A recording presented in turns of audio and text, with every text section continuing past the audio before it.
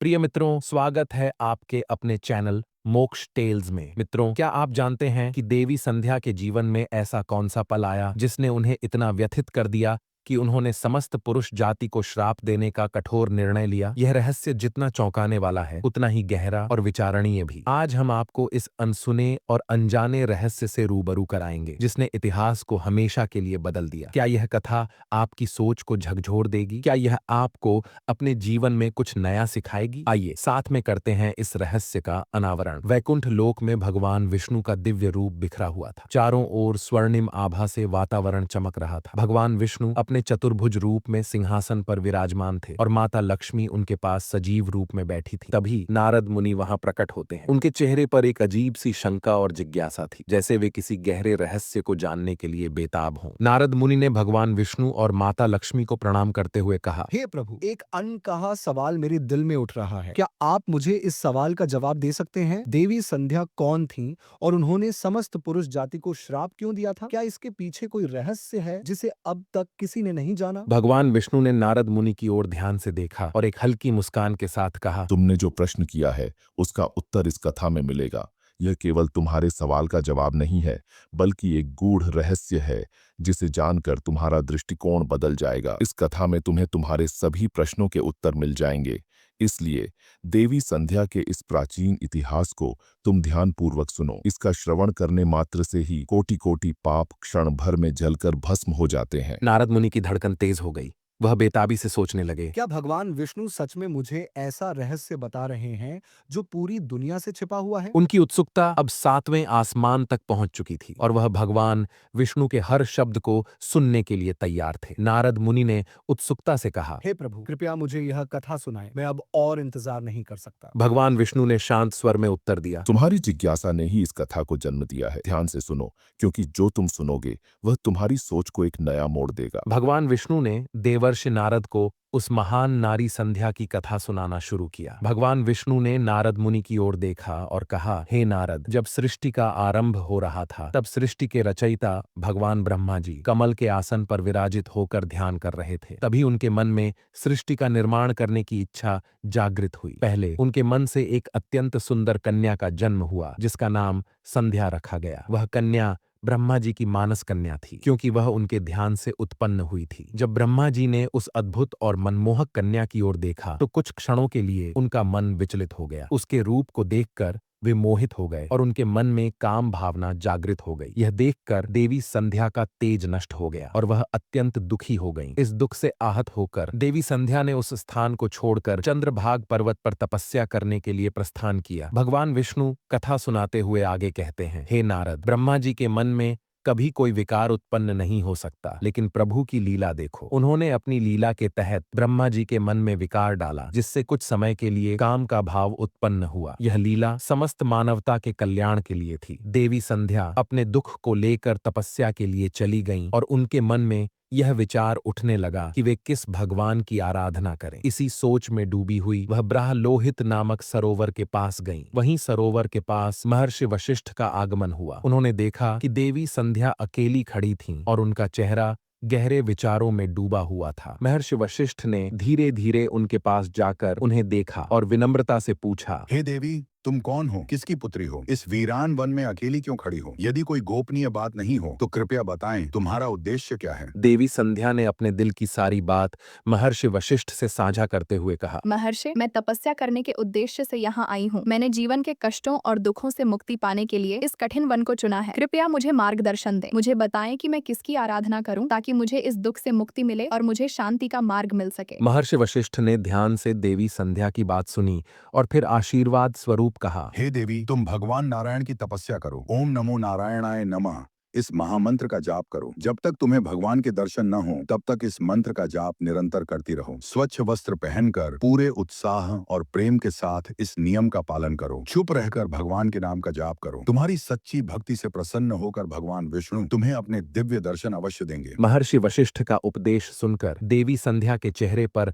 आभा का संचार हुआ। उन्होंने गहरी श्रद्धा से महर्षि के शब्दों को हृदय से स्वीकार किया। आशीर्वाद से अभिभूत होकर देवी संध्या तपस्या के लिए आगे बढ़ गईं। महर्षि वशिष्ठ अपना आशीर्वाद देते हुए वहां से अपने मार्ग पर बढ़ गए। महर्षि वशिष्ठ के मार्गदर्शन से देवी संध्या को अब तपस्या का उद्देश्य और मार्ग मिल चुका था। उनकी हर्ष की सीमा नहीं रही, उनका मन आनंद और भक्ति से भर गया। देवी संध्या ने अपने मन में दृढ़ निश्चय कर लिया कि वे महर्षि द्वारा बताए गए सभी नियमों का पालन करते हुए भगवान विष्णु की तपस्या करेंगी। वह एकांत स्थान पर चली गईं, जहां न कोई शोर था न कोई विघ्न। उन्होंने महर्षि वशिष्ठ के निर्देशानुसार स्वच्छ वस्त्र धारण किए और ओम नमो नारायणाय नमः का जाप करते हुए तपस्या आरंभ की। दिन रात समय की परवाह किए बिना देवी संध्या ने अपना सारा ध्यान भगवान विष्णु पर केंद्रित कर दिया। उनकी तपस्या इतनी कठोर थी कि उन्होंने भोजन, जल और हर सांसारिक सुख को त्याग दिया। वे केवल भगवान के नाम के सहारे जीवित रहीं। उनकी तपस्या के 4 युग बीत गए। इस दौरान उनकी भक्ति इतनी प्रबल हो गई कि समस्त देवता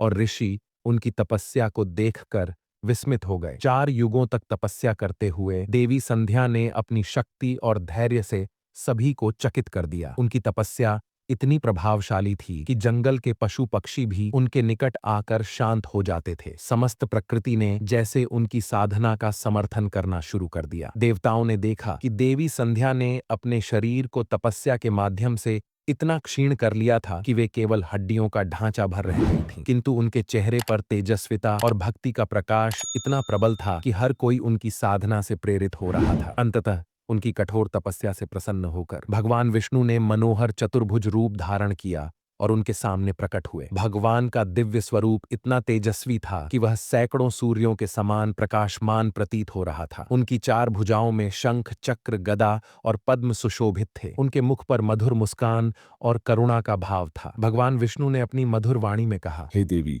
उठो, मैं तुम्हारी तपस्या और भक्ति से अत्यंत प्रसन्न हूँ। तुम्हारे त्याग और समर्पण ने मुझे यहाँ आने के लिए विवश कर दिया। अपनी साधना के बल से तुमने जो प्राप्त किया है वह साधारण नहीं है। अब तुम्हारी तपस्या पूर्ण हुई।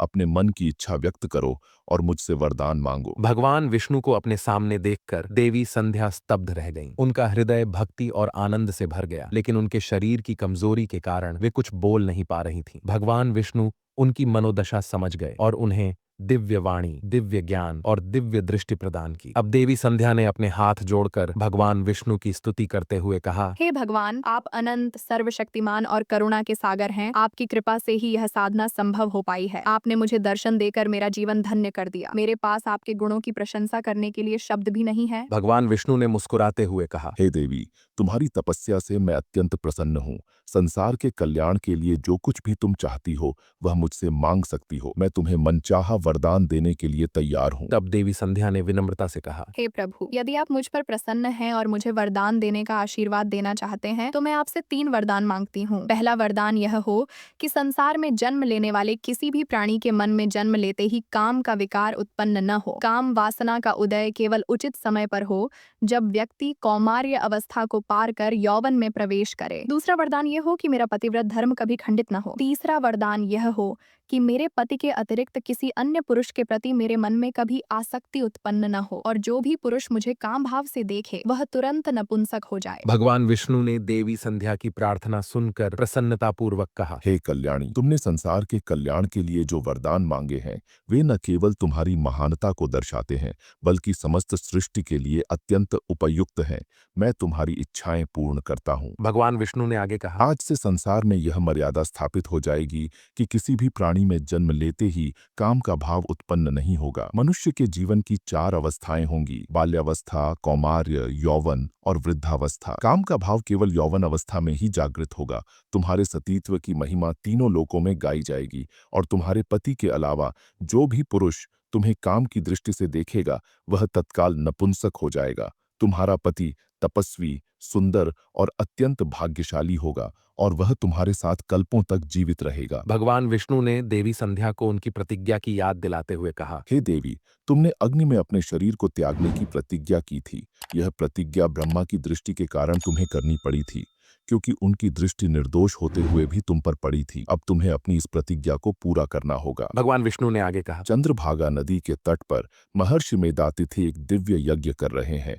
यह यज्ञ 12 वर्षों में पूर्ण होगा। वहां जाकर तुम अपने शरीर का त्याग करो, किंतु तुम उस यज्ञ में ऐसे वेश में जाओ कि मुनियों की दृष्टि तुम पर न पड़े। मेरी कृपा से तुम अग्निदेव की पुत्री के रूप में प्रकट होगी। जिस महापुरुष को तुमने अपने मन में पति के रूप में स्वीकार किया है, उसी का चिंतन करते हुए तुम इस यज्ञ की अग्नि में अपने शरीर का त्याग करो। इतना कहकर भगवान विष्णु ने अपने करुणामय हाथ से देवी संध्या के मस्तक को स्पर्श किया। उनके स्पर्श मात्र से देवी संध्या के शरीर का रूपांतरण हो गया। उनका शरीर अब आटे के समान हो गया, ताकि जब वह अग्नि में प्रवेश करे। भगवान ने ऐसा इसीलिए किया क्योंकि मुनियों का वह यज्ञ संसार के कल्याण के लिए हो रहा था और उनका शरीर पिघलकर मांस के रूप में अग्निदेव को दूषित न करे। भगवान विष्णु के निर्देशानुसार देवी संध्या अदृश्य होकर यज्ञ के स्थान पर पहुंच गईं। उन्होंने वहां अपने मन में महर्षि वशिष्ठ का चिंतन करते हुए अग्नि में प्रवेश कर अपने शरीर का त्याग किया। अग्निदेव ने उनके शरीर को स्वीकारते हुए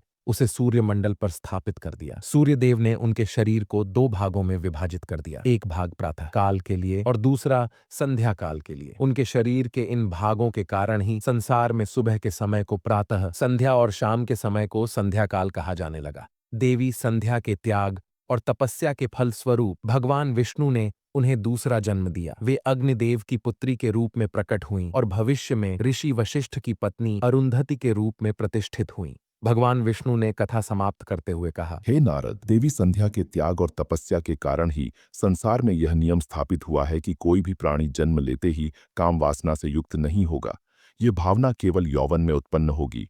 देवी संध्या ने अपने त्याग और वरदानों से समस्त सृष्टि के कल्याण का मार्ग प्रशस्त किया। इस प्रकार मित्रों, यह कथा हमें यह सिखाती है कि त्याग, संयम और तपस्या का हमारे जीवन में अत्यधिक महत्व है। देवी संध्या का त्याग केवल उनके लिए नहीं बल्कि समस्त सृष्टि के कल्याण के लिए था। उनका जीवन यह संदेश देता है कि जब हम सही मार्ग पर चलते हैं और मर्यादा का पालन करते हैं, तब हम न केवल अपना बल्कि समाज का भी कल्याण कर सकते हैं। मित्रों, आशा करते हैं कि आपको हमारी सुनाई गई यह कथा पसंद आई होगी। अगर आपको यह कथा पसंद आई हो तो कृपया इस वीडियो को लाइक और शेयर करें। कमेंट में हमें बताएं आपके अनुसार संयम और त्याग का महत्व आज के समाज में कितना है और क्या हम अपनी जीवन शैली में देवी संध्या जैसी मर्यादा और समर्पण का अनुसरण कर सकते हैं। और हाँ, हमारे चैनल मोक्ष टेल्स को सब्सक्राइब करना न भूलें। आप सभी का इस वीडियो को यहाँ तक देखने के लिए दिल से धन्यवाद।